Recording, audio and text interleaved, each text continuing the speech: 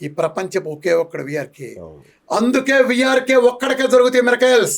నెయ్యి ఇప్పుడు సంగతి మహేష్ ఏంటి? బాబు అందంగా ఉన్నాడు. నెయ్యి సంగతి ఏంటి సార్? నెయ్యి కాదు, నెయ్యి సాచురేట్ ఫ్యాటే, ఆ, కానీ it's not medium chain fatty acid. Okay. మీకు కూడా రహస్యం చెప్తా జాగ్రత్తగా రండి.